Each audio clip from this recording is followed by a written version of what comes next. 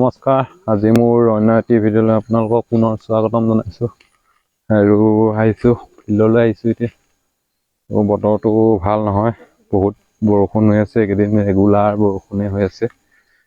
ফিল্ডবিলাকৰ অৱস্থা বৰ্তা ভাল নহয়, পুৰা বৰষুণ, বোকা,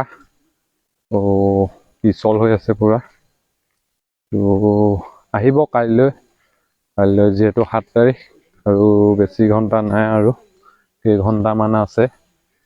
কিমান আহে পোষ্ট, 5,500 মান পোষ্ট আহিব চাগে। কালি মামায়ে কৈছিলে 6,000 আহিব বুলি, কিমানটো সঁচা নাজানো, কাইলৈহে কথাটো গম পাম।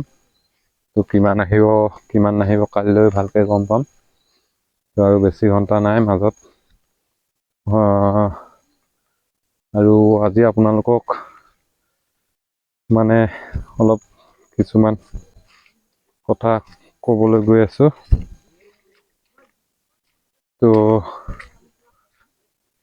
ৰানিঙৰ বিষয়ে ক'বলৈ গৈ আছোঁ। ৰানিংটো বহুতে ৰানিংটো নতুন কেণ্ডিডেটসকলে বহুতে গম নাপায়। ৰানিঙৰ যিটো ট্ৰেকটো কিমানটো 30টা-35টা ল'ৰা ৰানিং কৰায় এটা গ্ৰুপত, আছাম পুলিচত। 30টা-35টা ল'ৰা ৰানিং কৰে আৰু তিনিটাকৈ ধুনীয়াকৈ লাইন পতুৱায়।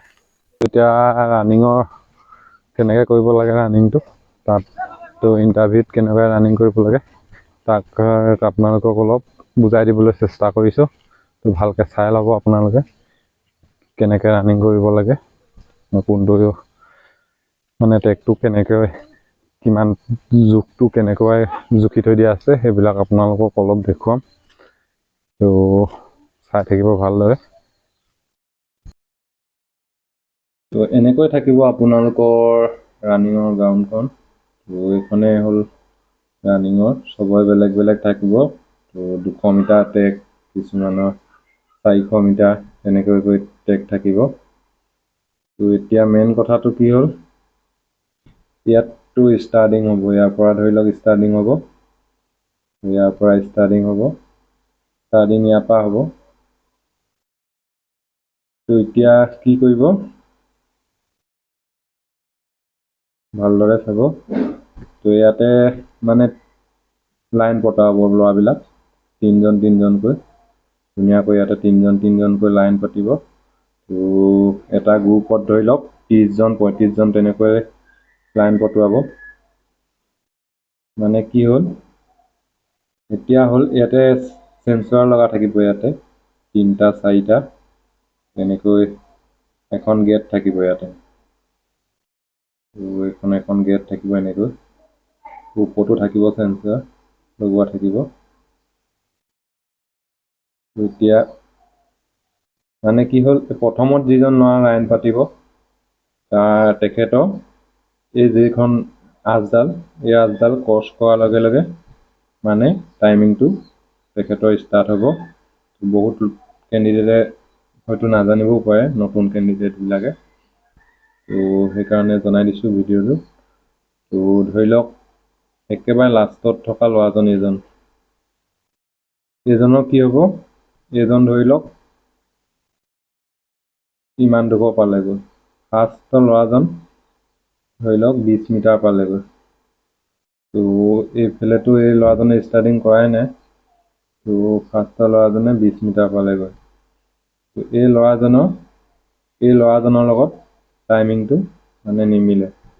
এই ল'ৰাজন যেতিয়া এই আঁচডাল ক্ৰছ কৰিব, লাষ্টত থকা, ইয়াৰ পৰাহে তেখেতৰ ষ্টাৰ্টিং টাইমটো আৰম্ভ হ'ব।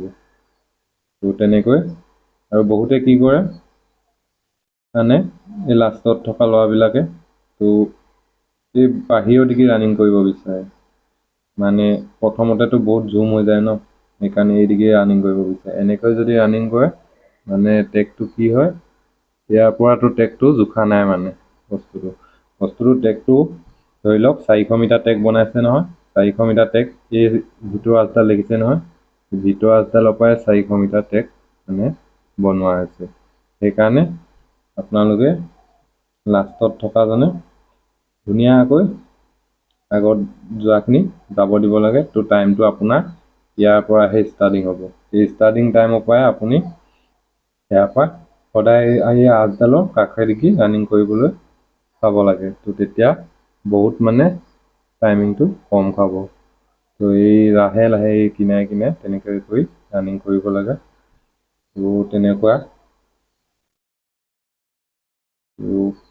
এনেকুৱাই ৰানিং কৰিব।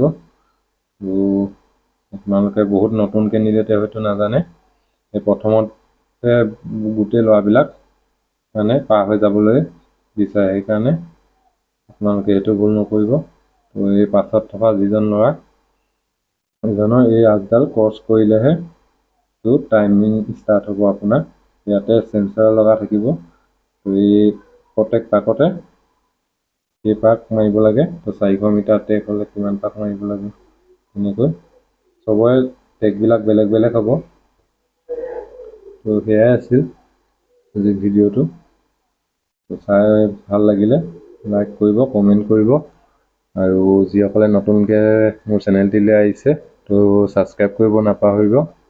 আজিলৈ আহোঁ, বাই বাই।